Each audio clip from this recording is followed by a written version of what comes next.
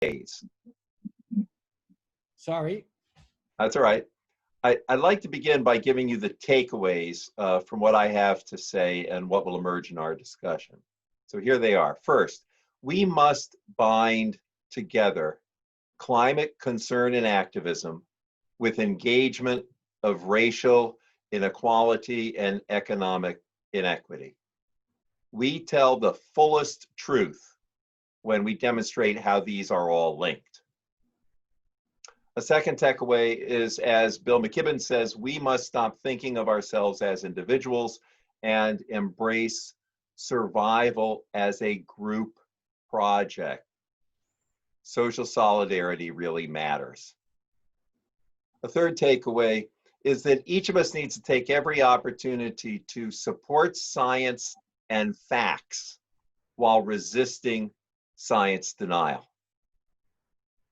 Another takeaway is, if it feels like we are approaching some kind of breaking point, that's because we are. Hold on to that consciousness. Humanity is so good at adapting and so resistant to change that we can normalize almost anything. The next takeaway is that the church needs to wake up and refuse to accept the wrecking of our common home. God is crying out for us to embrace what I call a new vocation as we respond to the intersectional injustices of the climate crisis, racial inequality, and economic inequity. And then the final takeaway is that that recognizing what I just said necessitates a new understanding of and practice of hope. We must embrace hope as engagement and exercise hope as if it were a muscle. Okay, so now I'm going to add some commentary in order to draw those takeaways out and perhaps illustrate some of those points. Let me just start with a little bit of the current bad news we're in. First, a few updates from the newest science. Record heat in the Arctic is causing unprecedented wildfires. Last month in Siberia, above the Arctic Circle, it was over 90 degrees Fahrenheit. Coastal flooding is worsening much more and much faster than was predicted only a few years ago. Earth's atmosphere is nearing levels of CO2 not seen for 15 million years. The last time CO2 was at similar levels, temperatures were between 5 and 7 degrees Fahrenheit hotter, and sea levels were 65 feet higher. And finally, recent research shows that extremely hot summers are 200 times more likely today than they were 50 years ago. Now that leads to what may be my greatest concern. Environmental journalist David Roberts writes about it, and Greta Thunberg warns us more effectively than anyone. Perhaps humanity will never wake up. Humanity has an extraordinary ability to adapt, to get on with it, to not dwell in the past. This has been enormously useful throughout our evolutionary history. But now, our ability to adapt makes it difficult for us to keep our attention focused on how much is changing and on how much is being lost. Instead, we adapt to the so-called new normal. Since 2006, I've been telling pastors that if religious leaders don't repurpose the church to address the climate crisis within a decade, The only use people will have for religion will be to express our grief over the world we let go. And now, as a final example of bad news, let me say a bit about failed leadership, especially federal leadership in the United States. For example, the recent rollback of the 50-year-old National Environmental Policy Act. Among other things, this will allow pipelines to be built with much less public input. Another example is President Trump's rollback of over 100 rules protecting clean air and water, and other rules that aim to reduce the threat of human-caused climate change. So that's a lot of bad news. So now let me share with you a few pieces of good news. First, we've learned some important lessons from the COVID crisis. Humanity is in fact capable of making major changes in how we live very, very quickly. We need to recognize this as a superpower and immediately exercise this superpower to embrace the changes science say we must make in order to avoid climate catastrophe. The other lesson we've learned from the COVID crisis is that we are all in this together. Okay, we haven't fully learned this one yet. We can only hope that clinging to rugged individualism will soon trade in for interdependence. Another piece of good news is that scientists and engineers have really done their work. For example, Mark Z. Jacobson from Stanford has shown it's perfectly possible for every state in the United States and for over 150 countries to transition to 100% wind, water, and solar renewable clean energy by 2035. And that doing so will create millions of clean jobs and save tons of money. A final piece of good news is that people are realizing that we are now living in a world where our most significant moral challenges are intersectional. They are not separate and distinct from one another. Systemic racism has been choking America for centuries. As 15-year-old climate activist Alexandria Villasenor puts it, the exploitation of Black people is the greatest extractive system of production of all time.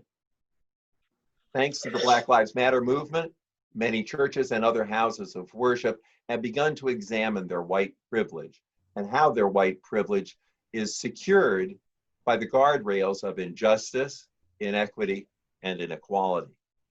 They're also learning what Black and brown and indigenous people living in America have known for generations, that they are living their lives amidst a public health crisis. Not only that, we're all realizing that we are no longer living on the same planet we used to call home.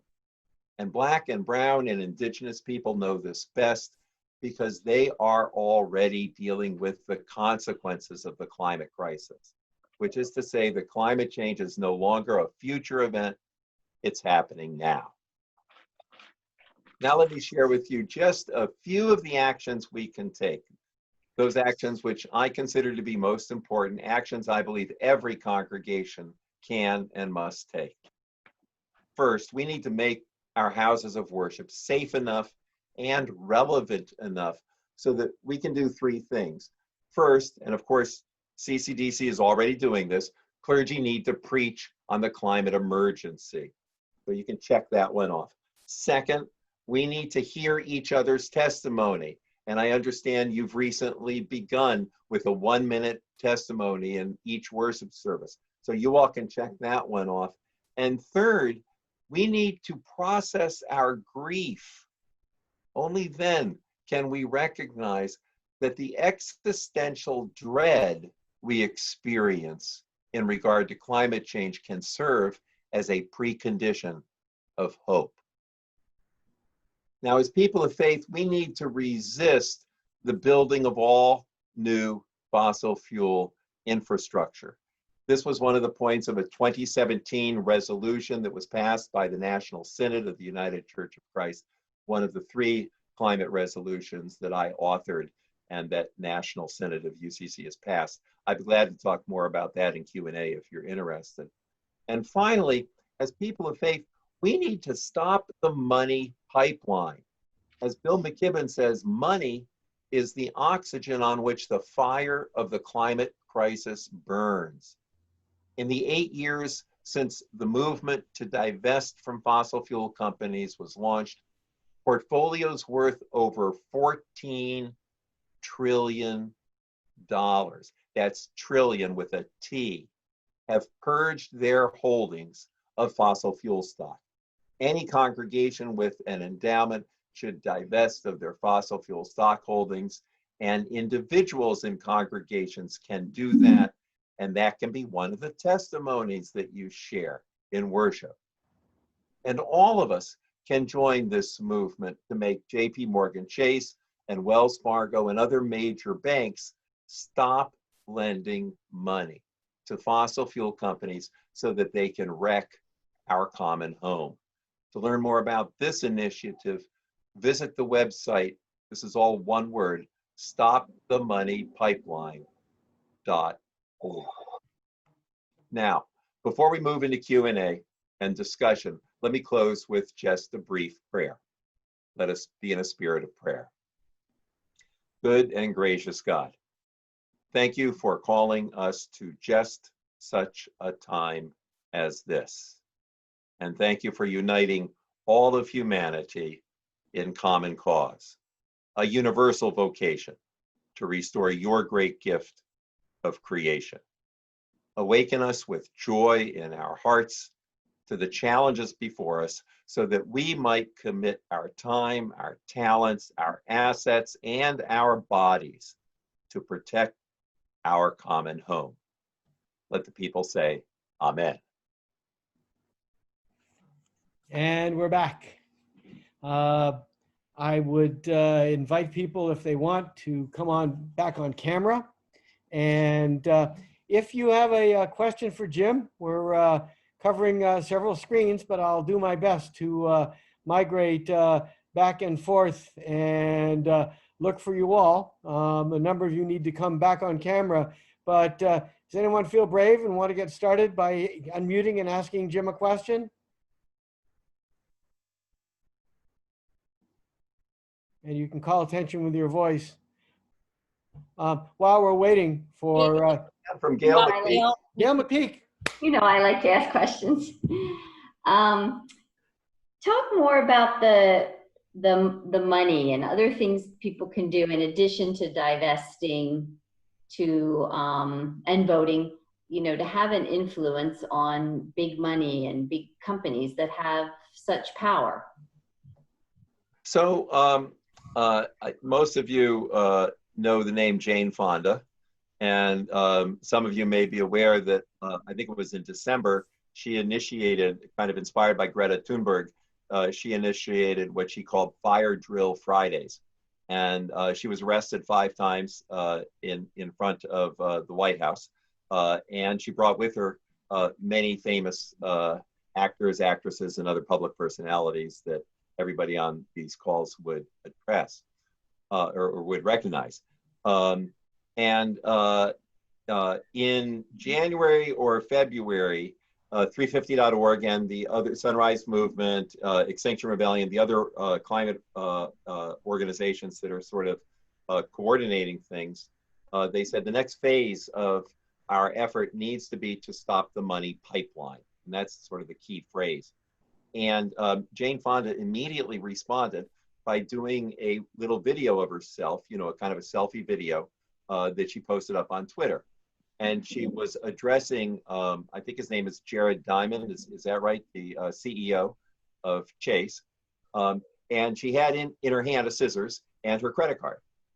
And she said, you're the person who can help me not do what I am about to do. and that is cut my Chase credit card in half. And the way you can stop me from doing this is by, stopping lending hundreds of millions of dollars to fossil fuel company to wreck the earth. And so it was more or less like that. I'm paraphrasing, of course. The next day, Chase announces two things. First, it announces it will no longer lend any money to for the purpose of drilling in the Arctic. And second, it initiated a $50 billion investment fund, meaning it would direct $50 billion of its capital to invest in clean energy. Now, is there a causal connection to those two things? Who knows? But the thing that fossil fuel companies and the banks that support them fear most is that people like the 30+ people who are watching me right now will begin to make noise and eventually take action relative to where you park your assets. And that a major criteria affecting where you park your assets will be whether or not that bank actually lends money to wreck the earth. Information about all the institutions, you may be spinning like, gee, does my bank do this? Just go to Stop the Money Pipeline and you will find there all kinds of great information. And there are major foundations which are obviously supporting 350.org and Sunrise Movement and the other organizations that do this. So let me just tie all this together with the divestment movement. Back in 2012, in August of 2012, when Bill McKibben first published this article on divesting from fossil fuel companies, it was the most read magazine article in Rolling Stone magazine's history, which is quite striking.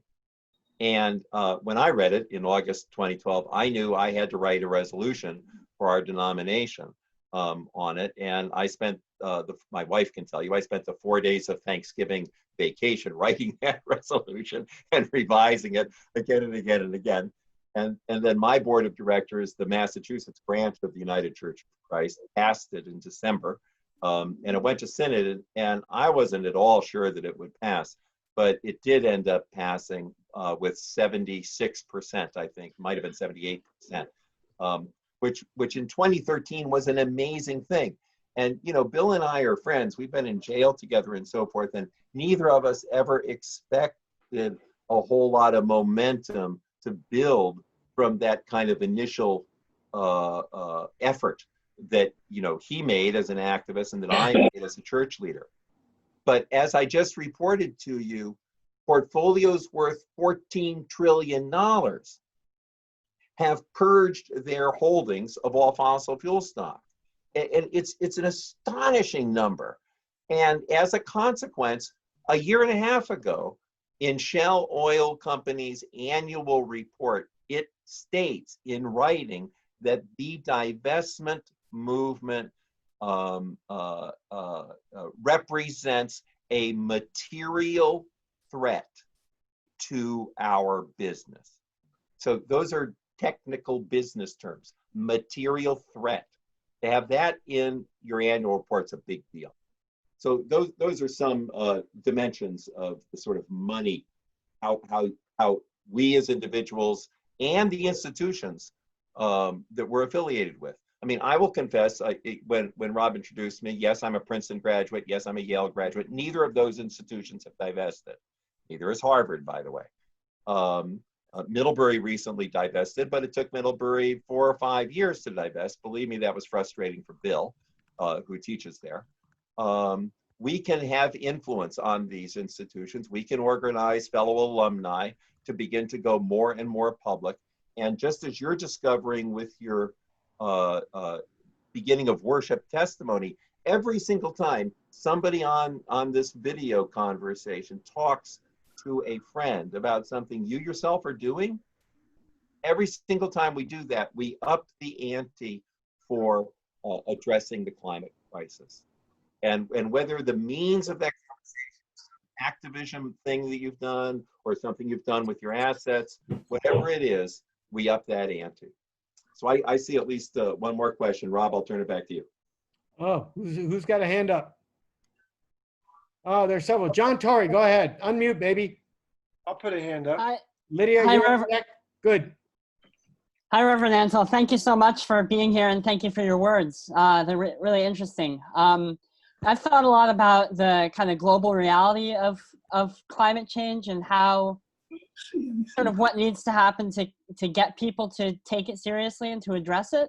And I think that I've sort of thought about humanization. You know, how do we make people see that real human lives are at stake in this, and how do we help people to see people from poor countries as not kind of one-dimensional, but three-dimensional, fully human people just like us, you know, and deeply victimized by the climate crisis. And I'm interested in your reflections on the role that churches can play in this task of humanization, and you know, what are some, you know, concrete steps that we here today can do to help address the crisis in this way? I mean, I guess first of all, would you agree that humanizing is what needs to happen, and then how can we do that? So, John, this is a really wonderful question. And you know, just to add words to what you have said, putting a face on the climate crisis so that people no longer think of it as something that's going to be in the future, but something that's happening right now. Any way we can do that is important. So, you know, on a local basis, I could imagine a local news program interviewing a farmer, either in New Hampshire or in Vermont, somebody who's been farming for decades, who would absolutely bear testimony to the consequences of the increase in heat, and also here in New England, the increase in precipitation.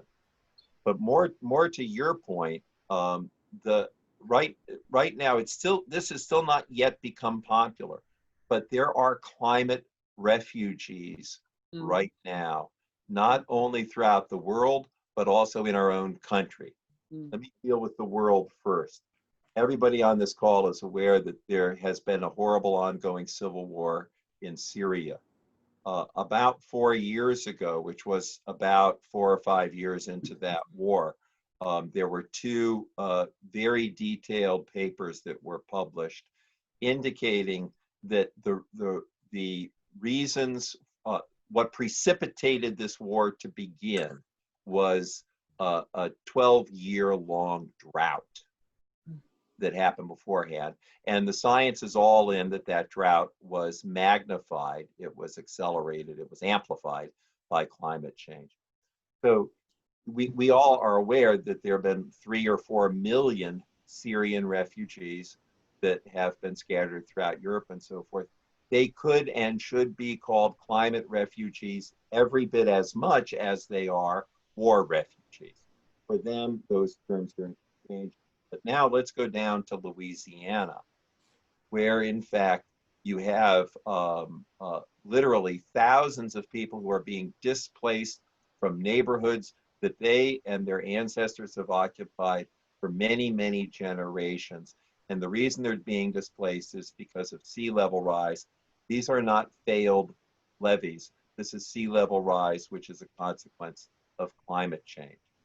The rate of sea level rise, it varies in different parts of the country. It's actually happening the fastest in America here in New England.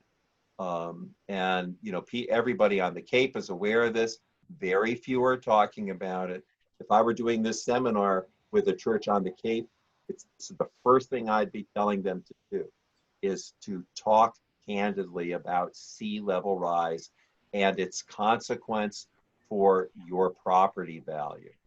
Now, back to your question, John, that may seem like some kind of a self-centered way to do it, but it does humanize it. To your point, John, it does humanize it. And really, what I hear you saying is we just have to find ways to bring this issue home. And in the early parts of the climate movement, when you would see a polar bear, on a piece of ice floating around. I mean, these are not ways to humanize it. We need to put human lives associated with what have been the consequences of building the modern world as it is. Right. Thank you. Thank Yeah, you. sure. Thank you. Lydia Hansberry is up and Roger Arend is on deck. I have two questions. One's just a quick one, and the other one is a little bit longer. But has Dartmouth divested from fossil fuels, or no? Ha! Sorry. And I mean, just in case, are you a graduate of Dartmouth, Lydia? No.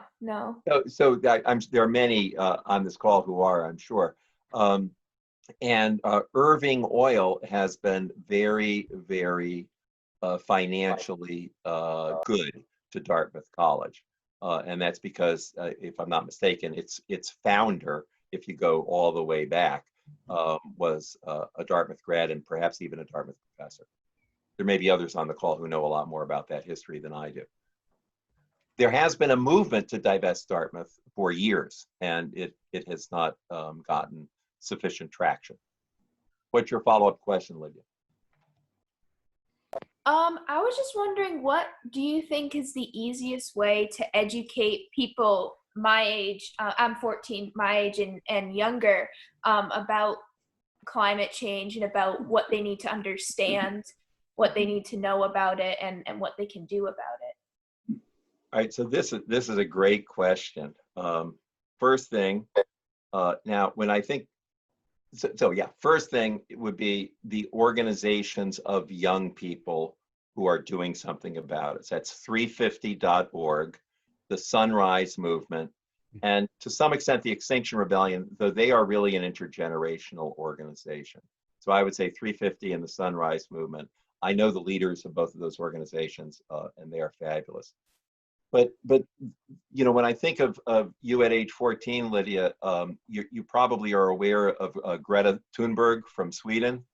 So she's like, it's hard for somebody 14 years old to understand. Like at age 16, she was named Person of the Year. This is just so mind blowing for all the other older folks on this video conversation. And you may or may not know that she's now published, I think, 2 different books. One is a collection of her speeches, and the other is sort of a set of kind of current commentaries. And it may be more relevant to watch her on YouTube and so forth. But I have to say, every time I talk, I quote her speeches, and they're extraordinary. You and others on this call may already know that she's autistic, which she refers to as a superpower, and she's just unbelievably focused.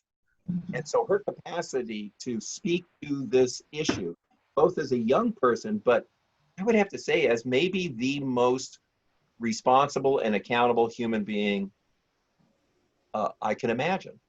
And let me just give you one example of accountability that, again, some people on this call probably are aware of. She's been focused on climate change since she was 8 years old, and with that kind of focus, that an autistic person is capable of. And by the time she was 11, she had convinced her mother, who was an international opera star. So international as in flying airplanes. She had convinced her mother to change her vocation, to stop flying because it was immoral. And her 11-year-old daughter convinced her that she just had to do that. And everybody on this call can kind of think like, wow, really? Is one person going to make a difference? Right. What happens when we add it all together? That's the first part. And then the second part is I would say if I had, longer than 10 minutes to make a presentation to you, the focus of my presentation would be the concept of vocation, and saying to everybody on this call, each one of us is called by God to search our souls and figure out how is it with the time, talent, and assets that I have, I need to change what I'm doing with my life so that I can bear witness on this issue. Now, back to your question, Lydia, in terms of what a 14-year-old could do, first of all, make sure your school is studying climate science. So just to be clear, it's not like there are two sides of this issue. You know, it's often the case when we study controversial issues, particularly political issues, the teacher wants to present it from all different sides. No, there's one side, and it is science. Now, having said that, I would want everybody on this call to know, and Lydia, you may know already, that there are conservative foundations in this country who, on numerous occasions, have published science books. That would be, in one case, a 96-page book of science denial, right? And it's late, the name of the book is like The Truth About Climate Change, or The Complicated Truth About Climate Change. And they have distributed it to every science teacher in America for free. And it has a postcard in there. If you are willing to provide your class with free copies, we will provide them to you. This is a fact. This has been done, I think, I'm not sure it was the Heritage Foundation. It may have been some sub-foundation of the Heritage Foundation that did this. But my point to you, Lydia, is something you can do is make sure that your school, I don't know what school you go to, is teaching climate science because it's just so important. I taught high school for 13 years before I became a minister, and like there's nothing more important than shaping young minds. So thanks for your question. Who's next? Roger Aaron, you're up. Phil Brown, you're on deck. Yes, it's good to sell or to have people like Chase sell their stock in these companies, but that's not hurting the companies because somebody's buying the stock, obviously. What good does that really do? So this is a great question, Roger, and you're absolutely right. It turns out in many cases, the companies are buying back the stock in order to falsely elevate the price of the stock. The reality is fewer and fewer people want to own fossil fuel stock. And what's going to happen is there's going to be a huge collapse, Roger. And whether that happens in 1 year or whether it happens in a few years, we had an opportunity when the price of oil went negative 3 months ago. Now I'm going to go off the rails here. Roger, I apologize in advance if this upsets you. The United States had the opportunity to nationalize our oil companies. The oil companies were worth nothing. The price dropped to zero. It was a negative price, right? If we had had a leader in this country, that was our opportunity to address climate change as an attachment to the COVID crisis. We didn't do that. Other countries have done that, as I'm sure you're all aware. You know, Norway, for example, it's nationalized, and many other situations. So, you know, who knows where this will go?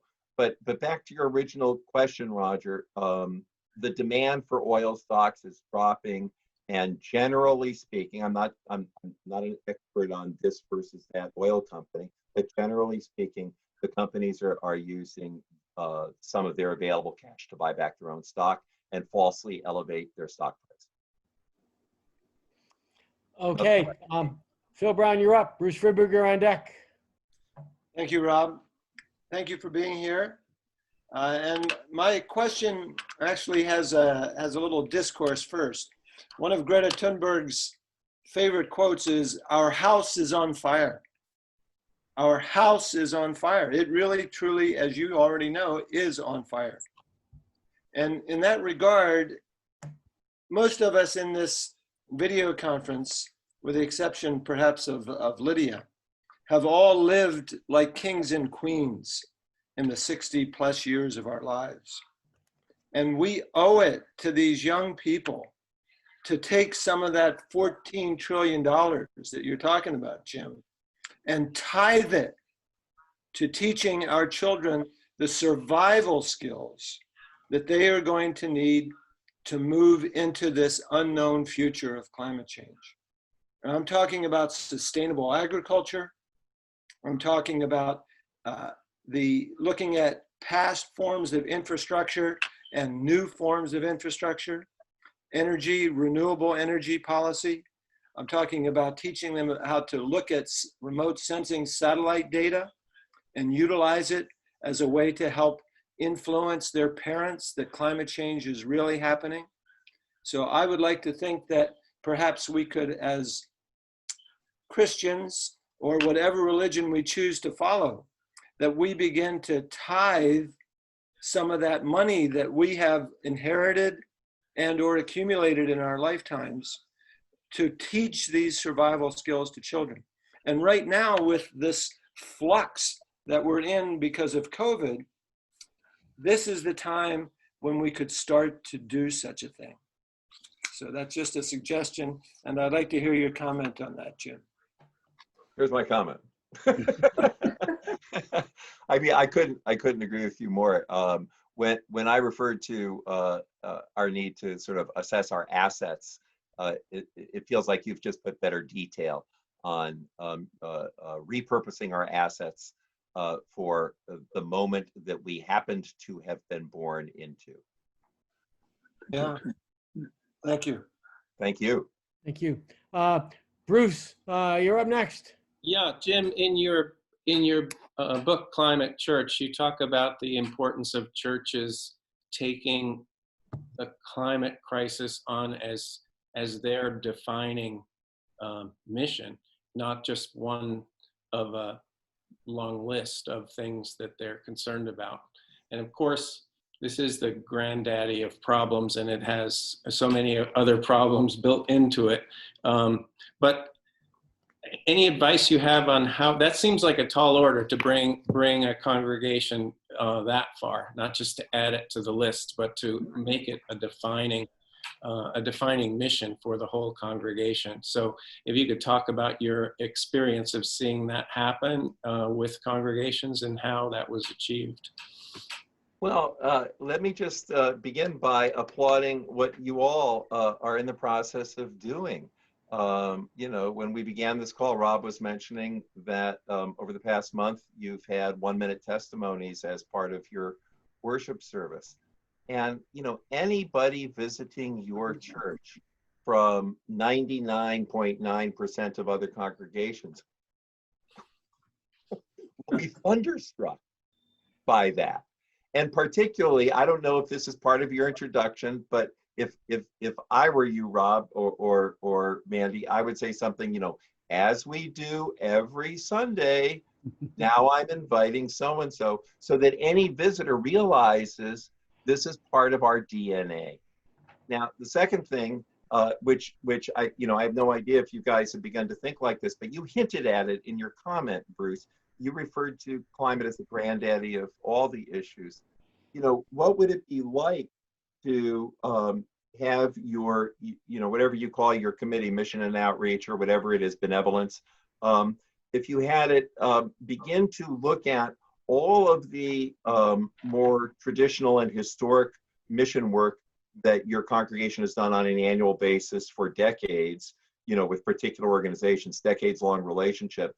And what if you began to bring to that an analysis of how climate change is going to make their work, the work that you are supporting, even more difficult, even more challenging, even more onerous. By doing that, you could articulate for people who are like, this is my favorite mission. I don't have enough room in my head for climate change. And there are plenty of us. That's just a human reaction, right? But for people to look through the mission they are so dedicated to and see on the other side of it, oh my goodness, climate change is going to make the thing I care about most in life, whether it's homelessness or hunger or immigrants or whatever it is, it's going to make it so much worse. and, and that's a different, I've just said, it's a different approach than having a hunk of your budget for climate. It's a way of taking your whole budget and begin to look at it through that lens. I You're putting this question to me, it's kind of the most focused anybody in the history of my speaking about this for 20 or 30 years has put it. And I think the response that I'm giving is a good one.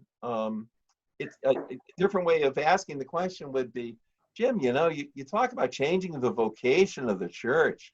Like, what is that going to look like? And, you know, I mean, I think it would look like applauding activists. If there's somebody in the congregation who gets arrested about blocking a train or a pipeline, they should be applauded and they should be prayed over. They should be sent forth as an emissary from the congregation to do that mission that they feel called. So it's not just their personal thing, it's also the congregation backing them up. So those are some ways of responding to your excellent question, Bruce. Thank you. You also mentioned in the book that there have been times, turning points in history when the church stepped up and really did define itself around an issue, whether it was abolitionism or the civil rights movement. And since we appreciate the fact that those turned out the way they did, knowing that the church had such a primal role in that, maybe would embolden us to think of doing that now as well. Yeah, this history point, I know you're an historian, and you know, sometimes, I don't know if I wrote this in the book or if I just use it when I talk, but sometimes I invite people to sort of think about, you know, in 1952, what percentage of sermons in churches in the South dealt with civil rights? And, you know, the answer would be a very tiny percentage. In 1963, what percentage of sermons dealt with civil rights? And, you know, in black churches, the answer would be darn near 100%. And as what I was saying about mission work, its pastors found ways. And of course, with John Lewis's recent death, I've heard several sermons from friends of mine who are elderly and who were, you know, John Lewis's sort of teammates on Student Nonviolent Coordinating Committee. Several of their sermons, they of course integrate the gospel for the day with the issue of the day. And, you know, that's what we're called, not just pastors, but that's what all of us are called to do. There's a hand up from Susan Mullins. Go ahead. You talked a little bit about climate deniers, and I'd love to hear more, especially from those from within the Christian, I'll say, community. And is that a myth? I mean, have their efforts changed? Are they entrenched? So that's a wonderful question, and you've asked many parts of it, and so I'll just illuminate a couple of different sides of this, Susan. First of all, it's not a myth. There is what I would formally call an alliance between evangelical Christianity and the conservative political community who are climate deniers.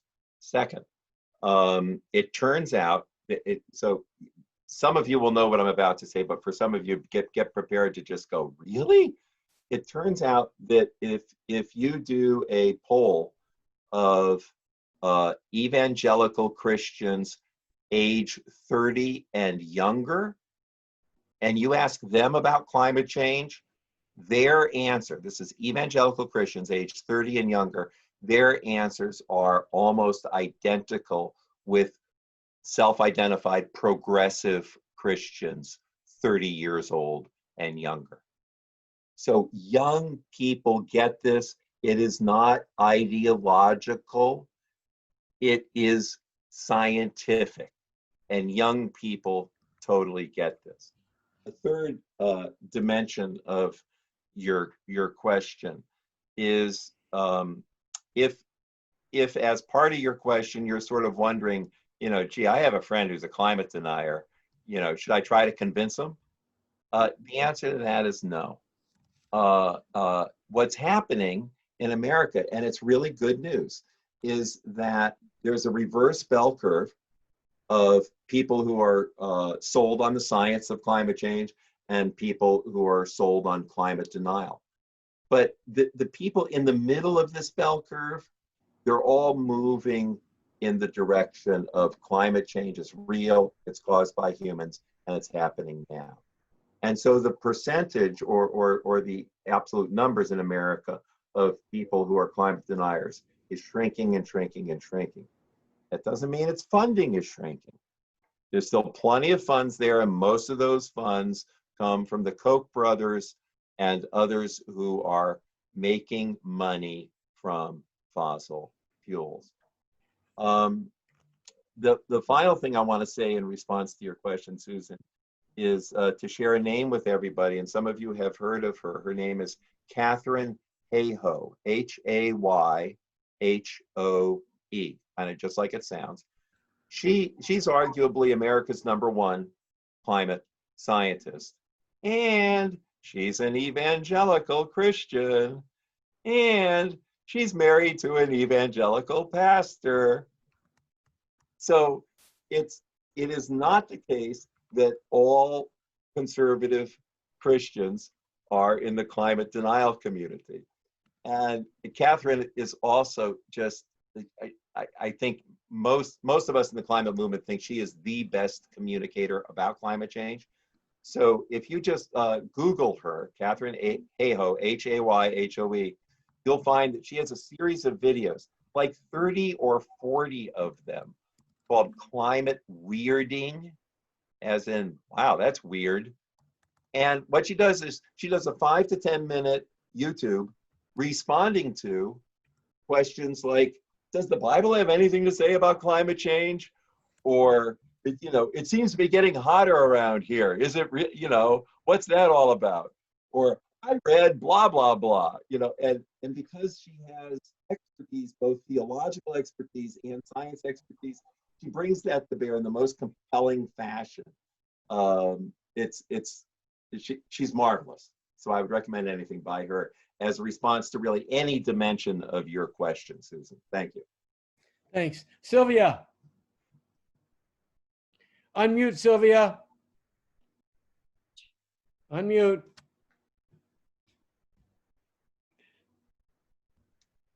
Am I unmuted? You're perfect. Okay.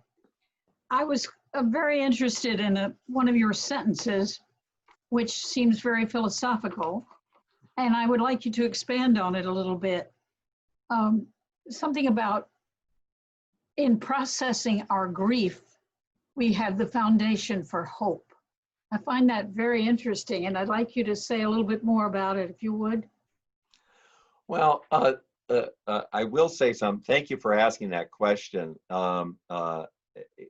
And it's something that I've written about and talked about for a long time. If any of you, I know a lot of folks in the congregation are business people, and if any of you subscribe to the Harvard Business Review, if you go to the HBR website and just put in climate grief, you'll see an article, I think it was published in April. I can't remember the author, but of all places, the Harvard Business Review, and it is the best article on climate grief that I have read. And there have been, believe it or not, there have been hundreds written on this. Here's the thing.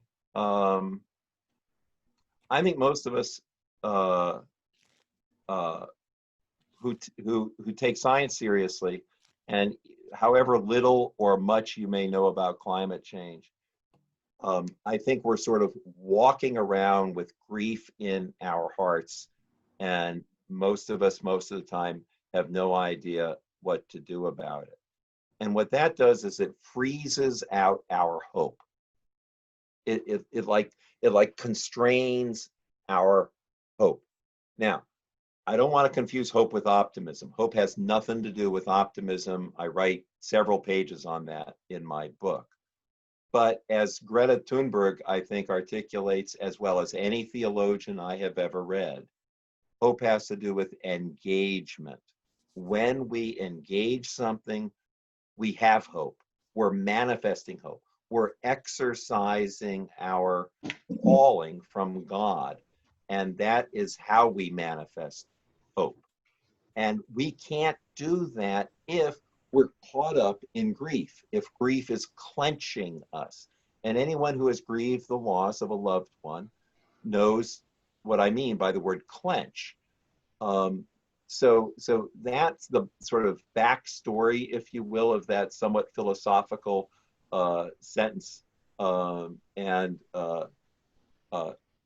As I said, a good part of my book is on it, but I talk about it every chance I have because I think it's important. Thanks very much for the question. Jim, we've got a great question that appeared in the chat. Correct me if I am wrong, but are the big gas and oil companies diversified and maybe investing a lot of money in alternative energy projects and research and making great commercials about it?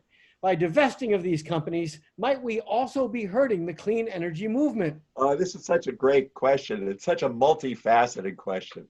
I could go back here in my office and dig out someplace an advertisement that was one of the first full-page ads in the New York Times.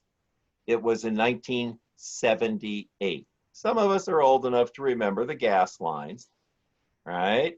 Get those gas lines in your head.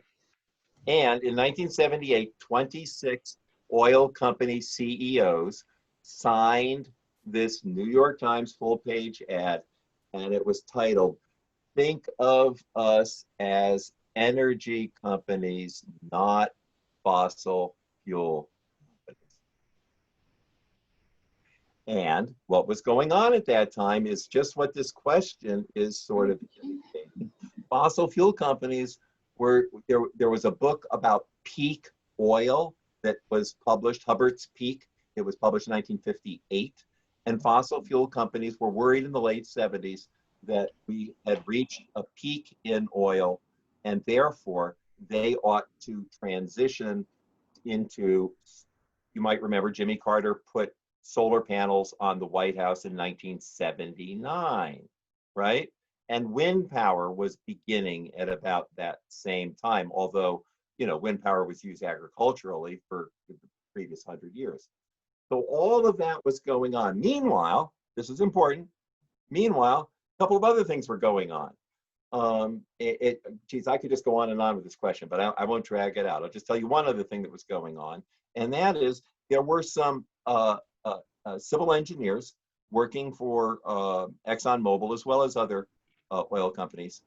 And by the way, I should say, full disclosure, my dad was the head chemical engineer for Mobil Oil, okay? So I come from this awareness rather well. There were all these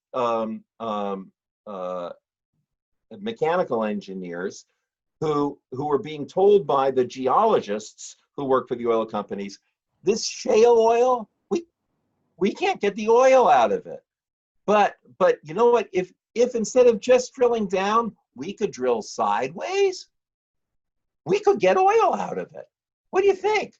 So in the early 80s, while the oil companies were, to the point of the question, were beginning to diversify, they were beginning to fund solar projects, they were beginning to fund wind projects. Think of us as energy companies. Meanwhile, they had their engineers, gee, can we do this horizontal drilling? And lo and behold, 1984, 1986, they figured out how to do horizontal drilling. And that's when and how fracking began. Because when you drill horizontally, then you explode, you shatter all the shale, all the oil becomes available, the methane becomes available, you pump it out, and there you go. And the earthquakes are only, 2 or 3, so it's like small local earthquakes, no problem.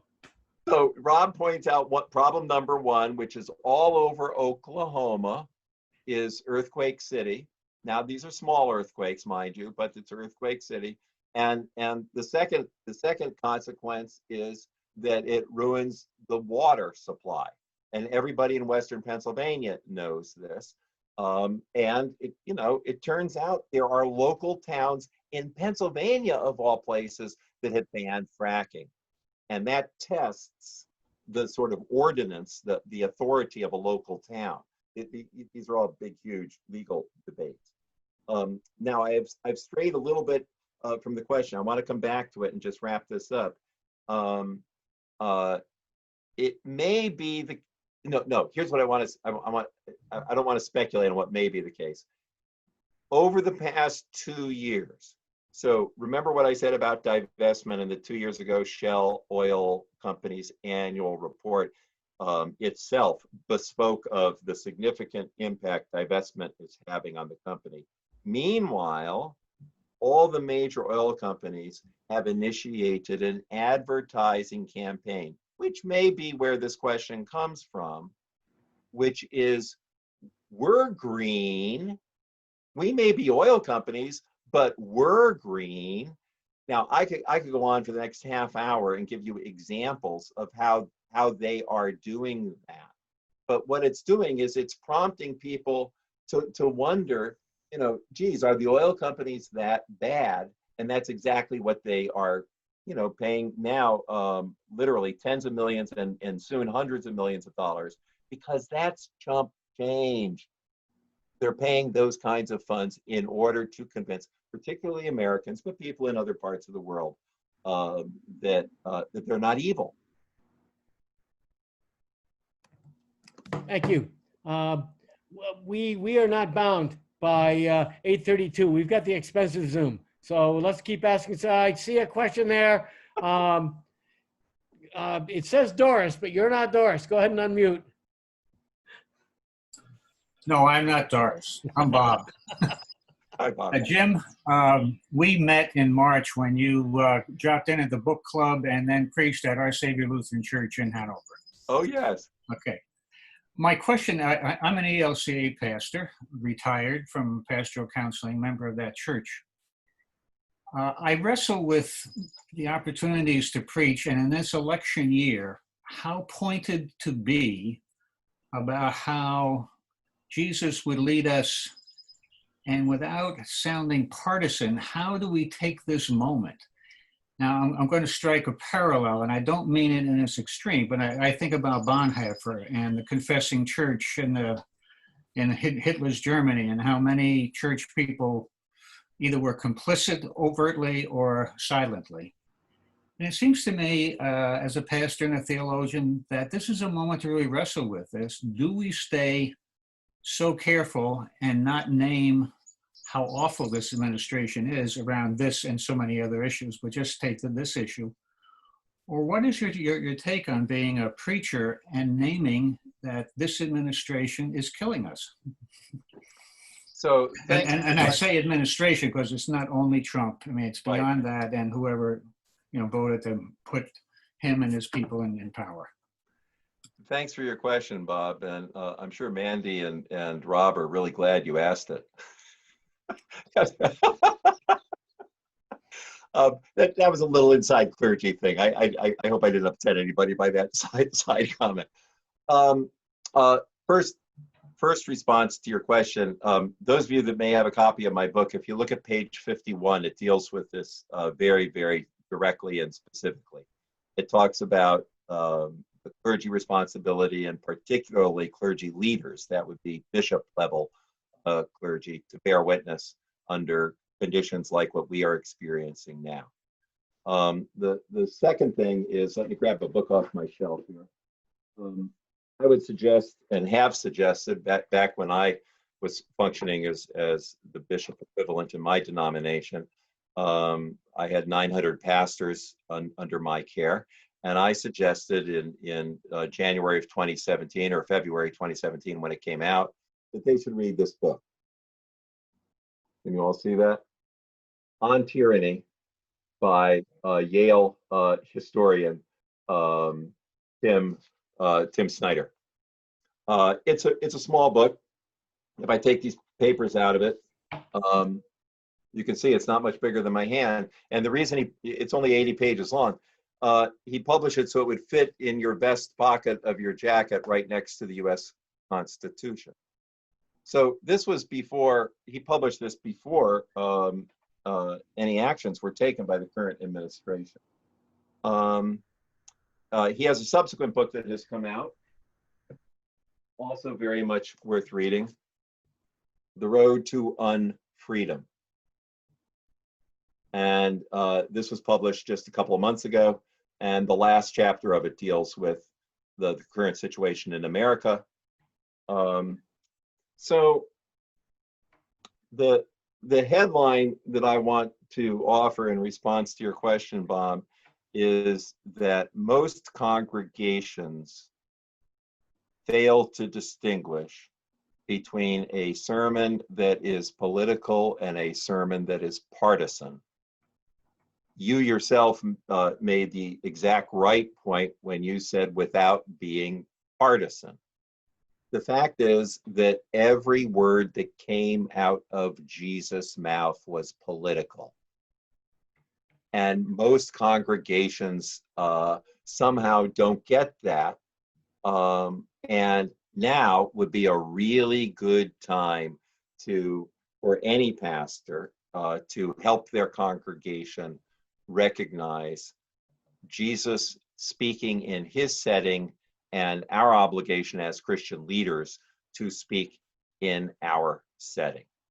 The other thing specifically I would say in relation to your question is something that I experienced personally. And this was, I think it was 5 days after the bombing, the marathon bombing in Boston. President Obama came to Boston, and he spoke at the the largest Catholic church in Boston. And you know, I was head of the largest Protestant denomination in Massachusetts and a friend of the Cardinals, and I got to sit, you know, five rows back from President Obama. And when Obama mounted the pulpit, one of the first words out of his address, when saying, you know, it was it's what has happened is horrible, and yet it is good to be where democracy got started. And he made explicit reference to the Puritans and the Pilgrims and the Congregational Church. And so the notion of one person, one vote is something which we, in our congregational roots, and I include Lutherans and you know, most you know, denominations in this notion of congregational. That, you know, there's actually a paper by a former UCC head that says that Catholics are more congregational than UCC. John Thomas wrote it, Mandy, in case you're wondering. I can send it to you if you're interested. You know, it turns out we invented the idea of one person, one vote. And, you know, that is precisely what is under question now. So if there is anybody in any congregation has any question to ask about a pastor standing in a pulpit between now and November and addressing the threats that are being expressed to voting in this country, they just don't understand their theological history.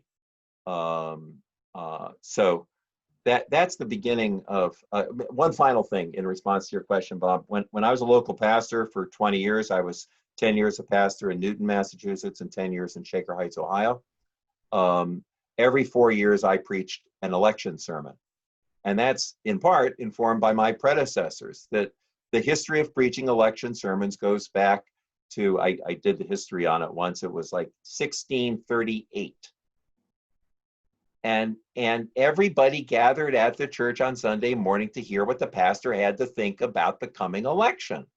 They wanted the pastor to be on record, and they wanted the pastor to help them think that through.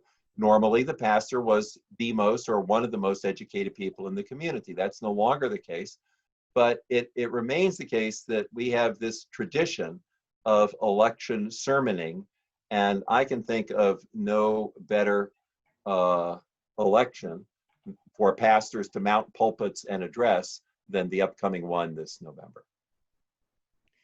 Jim, Questions? I've been handed the perfect segue, thanks to Bob and you, because we had already planned tonight to close by doing a brief public service announcement on behalf of the Interfaith Power and Light Climate Voter Pledge. You don't necessarily have to vote for and against a particular candidate as long as you pledge to vote for the earth. And Interfaith Power and Light has done a wonderful job articulating this, and Interfaith Power and Light has agents all over the place. I know the Meriden Church has had the opportunity to hear about this. The Church of Christ at Dartmouth College has an interview from other churches. Interfaith Power and Light encompasses a wide variety of faith communities. And throughout the state, they're very interested in helping people because climate voters aren't always necessarily good voters. They stay home. And this is a very good year for climate activists to get out and vote for the earth, and vote for candidates who will make a pledge to do things like, oh, I don't know, stop the Granite Bridge pipeline, which transports fracked gas, or vote to curtail the rollback of these 100 regulations, which has come at the request of lobbyists, which the president actually has no idea is going on. So it's not directed against the president. It's the whole darn tootin' administration. So Interfaith Power and Light, there's information on it all over the place. Mandy. I just also want to say that as we look at this election season, we're looking at voting by mail, protecting the post office. There are many of concurrent actions that will have to take place this year that we need to be really vocal about, not in terms of being partisan, but in terms of enabling our democracy to work. And it all feels a part of the same, you know, as you talked about the intermingling of so many of these issues like climate change and racism, and Right. that this is a huge issue. And so I appreciate so much, Jim, that you talk about this now for us so that we can not wait till do our election sermon at the end of October. Yep, and as Bob Shorgoss points out, there is a COVID ballot form in New Hampshire. More and more, you know, there is a solid movement to make sure everyone gets to vote, and we will be activating climate voters between now and the end. Bruce, I'm going to turn it over to you to thank Jim and get us off to our well-earned rest. Yeah, Jim, thank you so much for taking this time with us. We're really grateful to you. Thank you for your faithfulness in, you know, caring about this before a lot of people were even thinking about it, and sticking with it and getting a lot of us on board with you. So thanks for sharing your wisdom, and thank you everyone for coming. This is a dream come true for us to be making this a central part of the church mission. And last word, Rob. We hope you're all back exactly 1 month from tonight when the Reverend Brooks Barrett will be our August speaker, and will help all of you have your churches become climate justice churches. Huzzah! Because that's a great way to perpetuate a lot of the initiatives that we're talking about tonight. And we have the Reverend Bob Shorgoss on tonight, who is a member of the first church in New Hampshire to become a climate justice church. And he also knows a ton about climate grief, by the way. Hello. Thank you all. We could go on forever. We'll make sure to make the recording available to people who could not be here tonight, including several of our climate warriors who are just now getting out of the hospital. And Mandy, I'm going to give it to you for the last word. Thank you. Sorry, Rob. I just, on YouTube, there is a Church of Christ at Dartmouth College channel, and you can find this lecture as soon as it gets converted and put it up. This wonderful public conversation. It wasn't a lecture, it was a teaching and an encouraging in the best sense of the word, Jim. Thank you. As well as our previous talk. And if you're curious about helping your congregation to start to do these, they're a little more than a minute, but to do these climate change talks, where the last week's worship service and the worship service before are two great examples of that. And so please avail yourself. You know, becoming YouTube stars was not in any of our futures, but since we are, let's use it to the best advantage possible. So God bless you all. Thank you so much, Jim, and thank you everyone for your compassion and concern. May you go in peace to love the world God made. Amen. Amen. Amen. Thank you all. Bye-bye. See you on YouTube.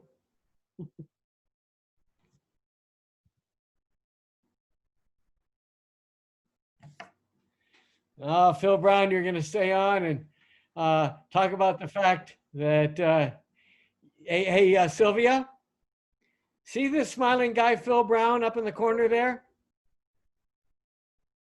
See that guy, smiling guy? He and I taught school together 45 years ago. Woo! And Phil and I are going to be staying in touch because we got a lot in common. So thank you. I'm so glad you made it. Phil, we'll be in touch. I've got your email. Take care. Good night, everyone.